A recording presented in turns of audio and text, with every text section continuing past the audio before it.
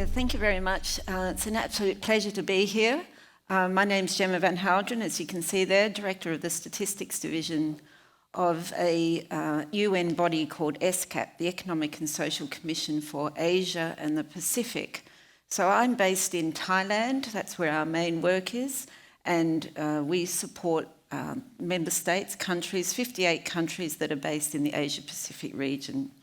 And as Drew said, I'm very pleased to be here today and share with you some work we did on the SCAP, on a portal. But first of all, I want to share with you some context. So I work for UN SCAP, it's the regional arm of the United Nations, established about 70 years ago, and it's primarily an intergovernmental forum. So the United Nations actually supports countries around the world. There's 193 countries that are part of the United Nations, and we're one of the largest of 5 regional commissions because we look after the entire Asia-Pacific region. And the P stands for Pacific, and as we know, that is the home of the Pacific Ocean. Covers more than 30% of the Earth's surface, the largest water mass on the planet. The ocean basin is larger than the land mass of all the continents combined. Twice the amount of water as the second largest body of water, the Atlantic, and it's the planet's deepest water body. So for us, working on something to do with the Pacific Ocean is extremely important. And just to give you an idea, what does SCAP do? Our job is primarily, as I said, to work with countries, and we do this in 3 main ways. We undertake research and analysis, a bit like the research we're showing you here today, but primarily we do this so that we can bring it to the countries and to the governments in our region to get some consensus about this is what we need for our region, this is what we need for our governments, and then we provide technical cooperation to support our countries doing that. Ooh. So what have we done? As Drew said, we've basically done a bit of research about what's happening over in Asia and the Pacific. And as we know, oceans are a public good, and there is a decreasing demand, particularly in Asia and the Pacific, increasing demand for integrated ocean management. But to be able to do this management of our oceans, we need some evidence, we need some information. And the data it's fragmented, it's not comparable, it's used quite sparingly, it can be very difficult to access, and it is definitely not flowing across the different stakeholders which we need to work in oceans management.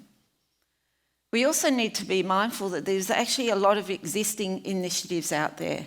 We heard yesterday from Dawn how many different conferences there are. Everybody's building tools, everybody's still building methods, everyone's building models. So how can we complement those existing initiatives? We're also all working towards this 2030 Agenda for Sustainable Development, which I'll go into in a little bit moment. And fundamentally, the role of the UN is to develop capacity, develop the capability and capacity of countries to support themselves. And so the work that we need to do here is to support the countries. In Asia and the Pacific, we have about 2/3 of the world's poorest, and we have 58 countries, the majority of which are developing. So what we decided to do was to put together a user-centric data portal using existing technology. We also wanted to bring the data and the experts together under the one roof, and we want to demonstrate how we can innovate and develop solutions. So our journey so far has been rather fast.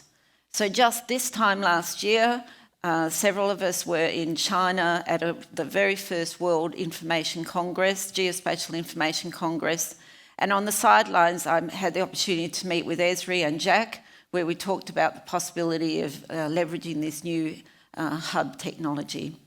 3 months later, I was here in Redlands, beautiful weather back there in February, earlier this year. It's beautiful weather here again now, and we had the opportunity to meet with Jack, with Dawn, a variety of people to talk about this. A few months later, we actually kicked this project off, and in 3 months, I'm about to show you this portal. In 3 months, we were able to put this information together, and we've made access to 26 different data sets and quite a number of story maps. We held weekly technical discussions to be able to do that, and I'm really grateful for Keith, who was on the stage earlier this morning, because without that one-on-one help with this process, we wouldn't have been able to achieve so much in those 3 months. We then started preparing for today's and this week's event, the Ocean and Atmospheric GIS Conference. But there was actually also a lot more happening, and the context for this work is the 2030 Agenda for Sustainable Development that kicked off in September 2015. I also wanted to highlight to you that 12 countries in September 2018, so just last year, 12 countries launched this high-level panel for a sustainable ocean economy. There's now 14 members of this high-level panel. 5 of them come from the Asia-Pacific region, including Australia, Palau, Indonesia. I can't think what the other 2 are. But these prime ministers, presidents are coming together to think about how can we deal with a sustainable ocean economy. And I think this is a really important initiative to keep an eye on. And then next year, there's going to be 3 pretty important conferences. First of all, in Asia and Pacific, we will be convening a meeting of 58 countries to talk about the theme of oceans, sustainable oceans, regional cooperation for the oceans. The following month, there's going to be the 2nd UN High-Level Ocean Conference being held in Portugal. This is where we'll also get commitments, actions for what we can do for oceans and for SDG 14. And then I was very interested to find out yesterday that just actually 2 months later in August, there'll be the 7th Our Ocean Conference in Palau. And this will be the first time the Our Ocean Conference has been held in a small island developing state. So, the 2030 Agenda for Sustainable Development, we've heard about it several times through this conference. It's a global agenda for sustainable development. It's about peace, it's about prosperity, it's about our planet, it's about partnerships, and it's about our people. And there it's got 17 sustainable development goals. You'll see there number 14 is about life below water. And you could, my team here has said, life below water makes life above it possible. And I thought this was a really nice way of thinking about why is this so important. We've heard a lot about that over the last couple of days. SDG 14 is about life underwater, but the longhand is this: how to conserve, sustainably use our oceans, our seas, our marine resources for sustainable development. And the 2030 Agenda has a very comprehensive monitoring, reporting, follow-up mechanism. And it's based on 232 globally agreed indicators. All countries have agreed, 193 countries have agreed to monitor these 232 indicators. This is a pretty impressive agenda. For life below water, there are 10 indicators, and I've just classified them here for you. One of them is about research budgets, government expenditure on marine research. 4 of them are about fish or fishing or sustainable fishing. 1 of them is about acidity in the oceans. 3 of them are about protection, conservation and management. And 1 of them is about plastic debris and eutrophication. We heard this morning from Keith here about that one, 1411, which is about plastic debris and eutrophication. The issue here that I'm trying to highlight, though, is that these indicators need data that comes from science. They need data that comes from government actions or people's actions. They need economic data. And they need data about people. They need data about businesses' actions. They need data about governments. And they all need some sense of place. So to me, life below water is just perfect for bringing in the geospatial dimension. And if I link, and we've already done this, and we just heard about the hub technology links to other hubs. And there is already a hub out there, the United Nations Global SDG Dashboard, which also makes use of hub technology. And this is available now for SDG 14 for all 100, in this case 191 countries, showing you indicator on the coverage of protected areas in relation to marine areas or these exclusive economic zones, which many countries use, EEZs. So, as I said, we met in Redlands just in February this year, and we all agreed that let's put together a partnership. We had an outline of vision, and we had some broad specifications. Now, what were these specifications? So these specifications, very first one was, let's use existing technology, let's showcase the technology. So we made use of ArcGIS Online and the Esri Hub technology. The second broad specification was, let's use existing data. And here on the left-hand side, we use data that comes from the countries through the Sustainable Development Goals. We use data from IUCN on the protected planet. We use data from the Ocean Health Index, from Conservation International.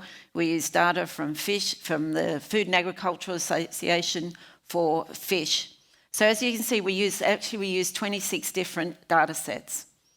The third sort of requirement was that we wanted to not just create a portal that links you all to these different data sets. There is a lot of portals out there that take you to this data set or that data set or this data set. What we wanted to do here was to integrate data. So what we've taken is each of these data sets had their own sort of spatial way of presenting the data, and we've integrated those different ways of spatially representing the data, created a common spatial integration unit so that we could present integrated data. The fourth requirement was to make this very user-friendly. And so what we have is we've used dashboard technology, the story maps technology, infographics technologies. We've presented some facts. So you go in here and you want to find out something that's going on in the Pacific Ocean. So I'm just now going to step you through what are the 9 key elements of our website, of our portal, and then we'll give you a little bit of a demonstration. So this here is the title of it.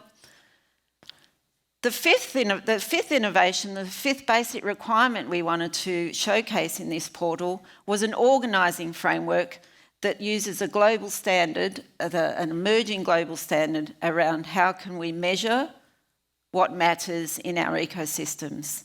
And that that organising framework is structured around these 3 main concepts. And they are economic concepts, but this is the language which resonates with a lot of users.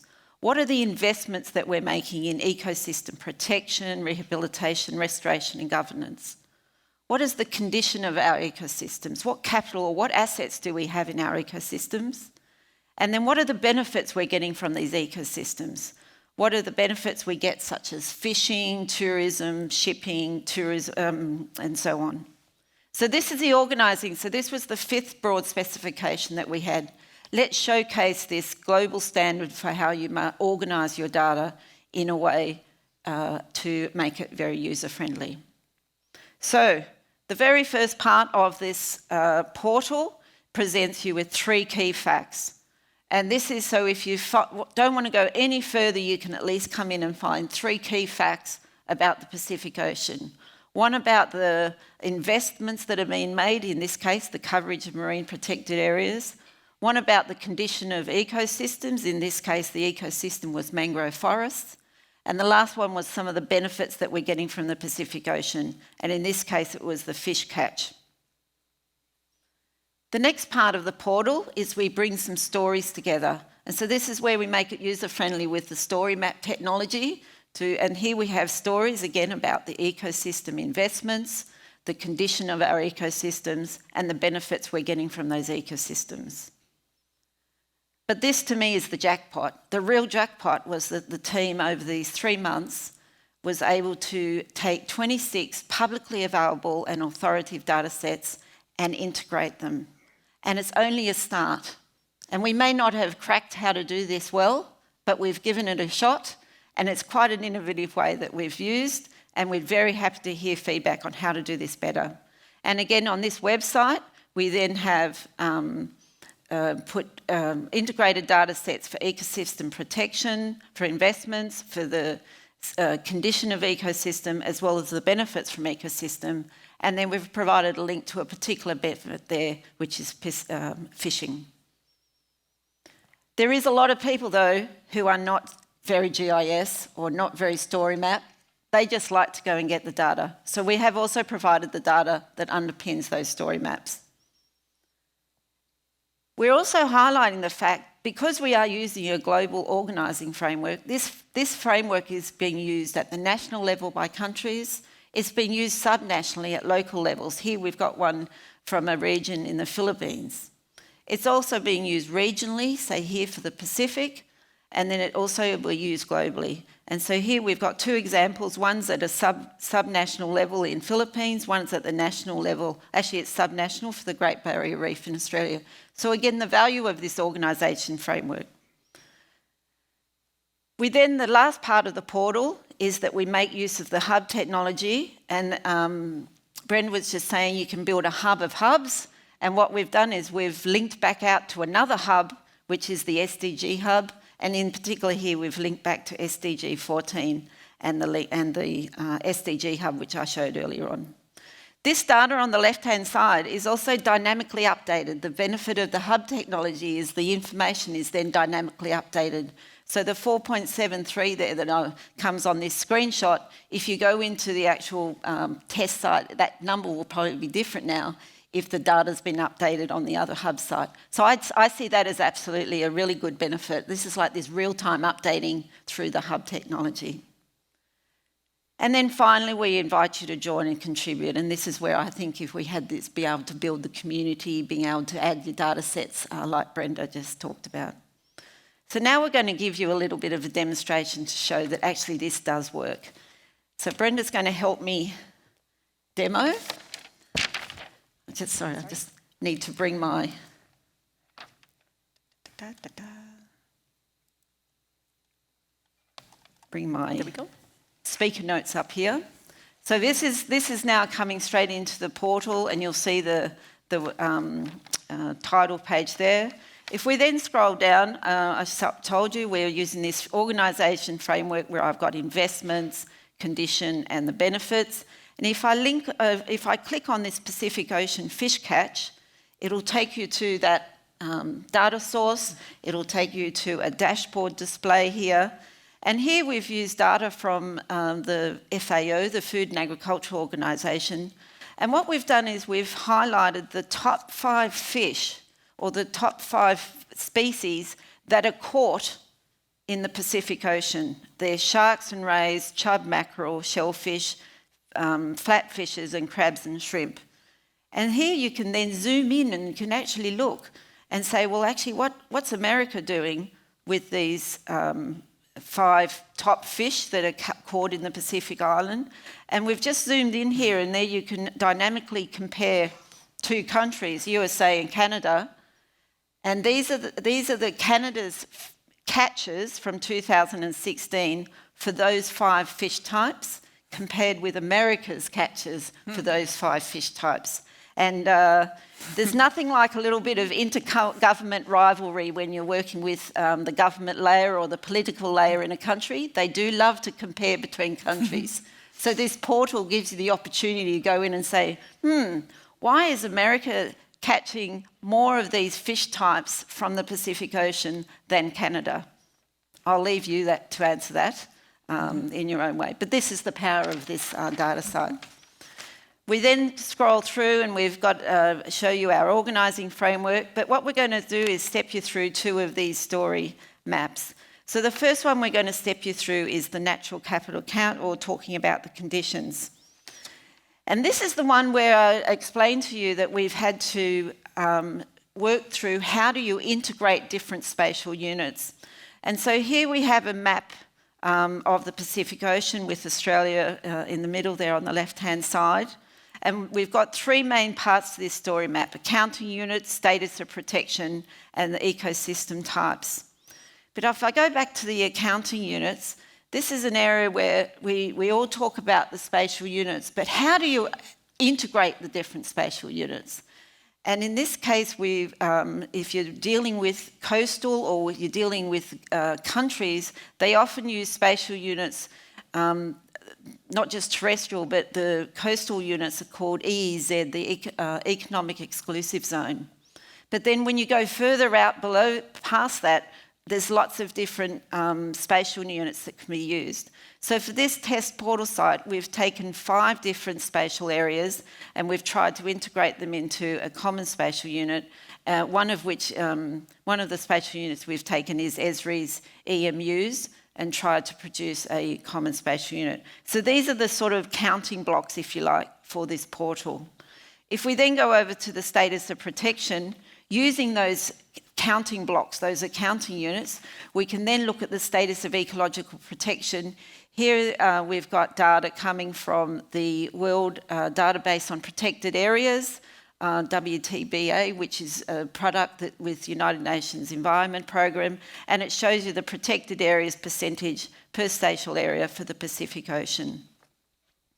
If we go across to the ecosystem types, this demonstrates that you can bring into this, using this hub technology, national level data. So the first type here we have here is actually coral reef information from the Great Barrier Reef from Geoscience Australia. So this is national level data. But if we keep scrolling down, we've actually now picked up data from the Atlas of Global Conservation, and this is the percentage of high impact coral bleaching. So this capital account not only talks about where are the coral reefs, but it also talks about high impact coral bleaching events. And it also, we've included information here on the number of marine mammal species, all for this integrated spatial unit.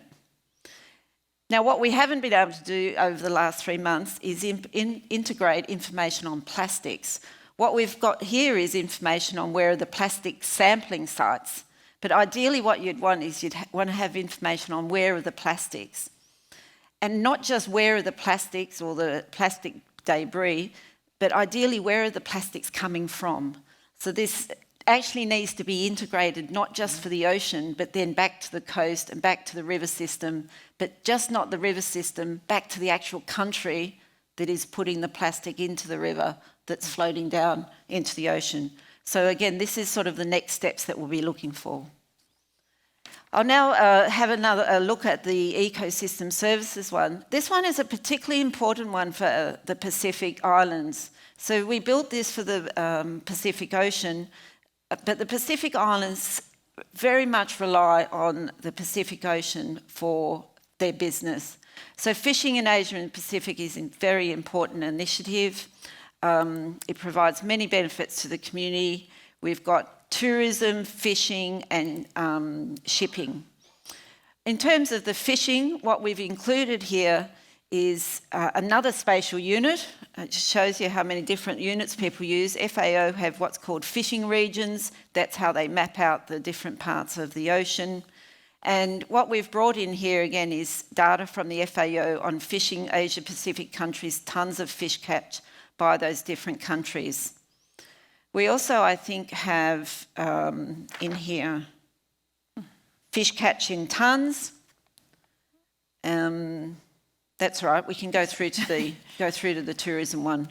Tourism is also a very big issue, and the countries in this region very much rely on the ocean for tourism.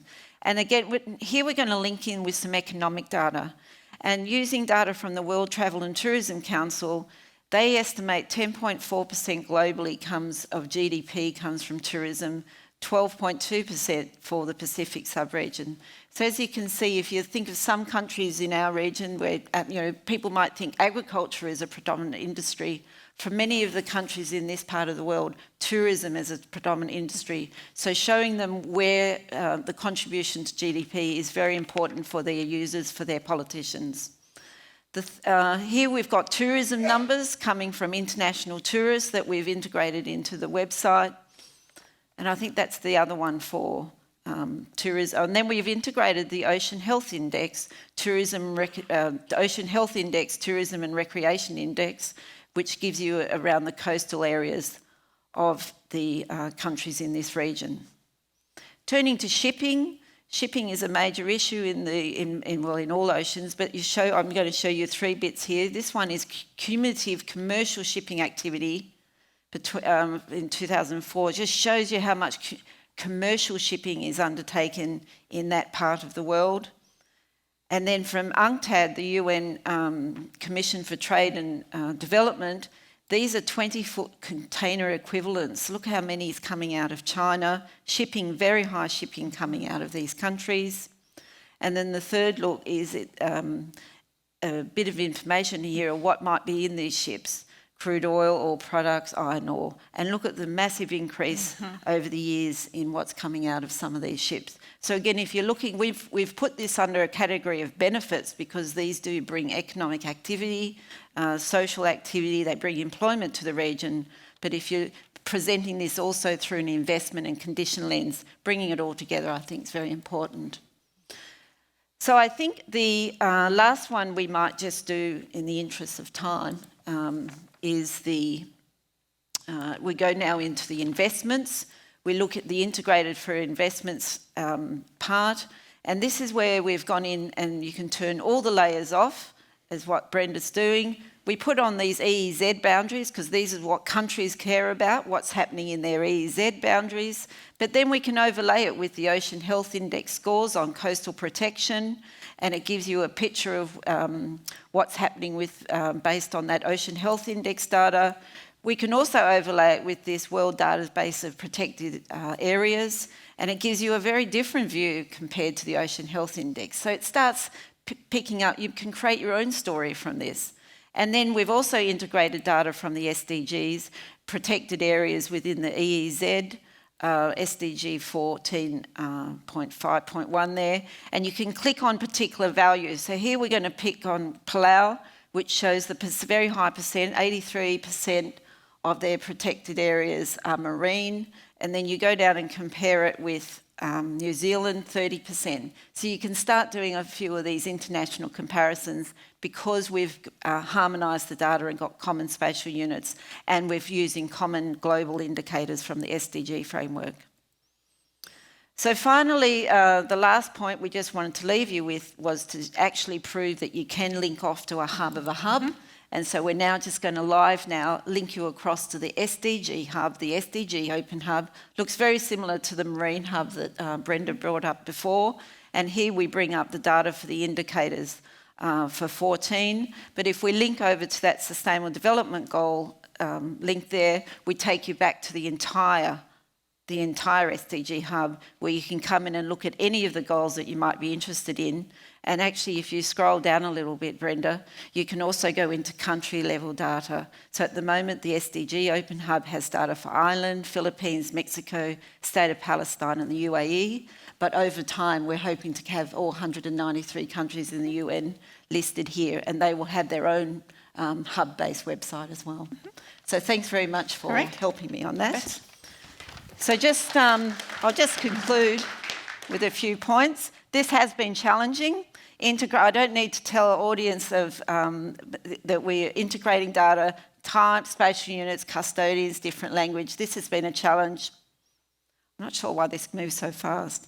However, we've overcome those challenges. I always like to look very optimistic of these things. So please, if you're interested in this, how do you integrate across spatial units? How do you integrate across types? And how do we integrate across our communities, our stakeholders, our different languages to bring products like this together? Flipping back now to yesterday where I liked these three particular quotes. Ignorance is killing us, understanding precedes action. I thought it was Jack, but actually Keith said it was someone else this morning. Take what we know now and communicate in a way a congressman understands. I actually like that one. And then Jack gave us this very simple framework. Measure, analyse, but seriously, what we need to do is act. And I was really pleased that he put this framework together for us yesterday, because this is exactly what we're saying in the United Nations. Just last month, in October, all countries came together to a SDG summit, and they signed off on a political declaration that says, let's gear up for a decade of action and delivery for sustainable development. Action is the theme for the Ocean Summit in Portugal next year. So the talk is now, what are we going to do? And the summit, just last month, the United Nations Summit, countries have geared up for a decade of action and delivery for sustainable development. But what are we going to do with this portal? So we've spent the last 3 or 4 months, actually the last 12 months, from idea through to delivery and demonstration with you here today. But we need to do more. And I just highlight a few things that we need to do. First of all, we've built this. We want it to be user-friendly. We've had these broad specifications. We want to hear from you whether you think it meets all those, is it usable, user-centric, showcases not only the technology, showcases what the statistical community can do. We really would like to take this to the UN Ocean Conference next year as demonstrated action of what can be done by bringing all the data together. We need to connect to countries, primarily that is my job. My job is to work with countries to build their capability, to give them tools, to give them research like this on what is possible. We've been working with about 5 countries in our region: China, Indonesia, Malaysia, Thailand and Vietnam and Samoa.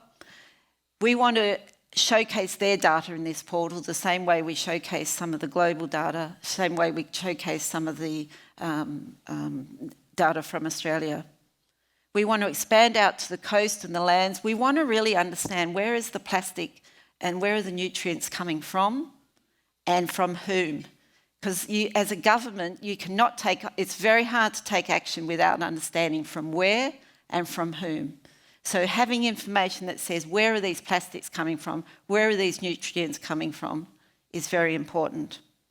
We want to build more horizontal connections. We've built a horizontal connection here to the open SDG Data Hub, but let's build also some horizontal connections to the work that United Nations Environment Programme's doing that Keith mentioned this morning around 14.1.1. But actually we could go bigger than life below water. We could build connections to all of the 17 goals. We could build connections, as this conference is building connections between the oceans and the atmosphere. We could build connections between life below water, Goal 6, sanitation and water. We could build connections to climate action, Goal 13. The possibilities are endless, and I think this technology and this approach is scalable to those connections. And finally, we need to actually mobilise a few resources to keep this going.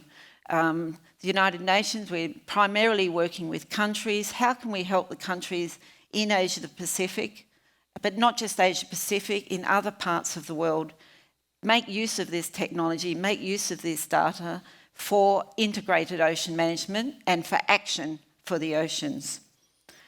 So thank you very much for your time, and I really do want to thank Esri for spending a lot of time with us on this portal. It's been a really great partnership, and thoroughly enjoyed it, and I hope you've enjoyed this too. Thank you.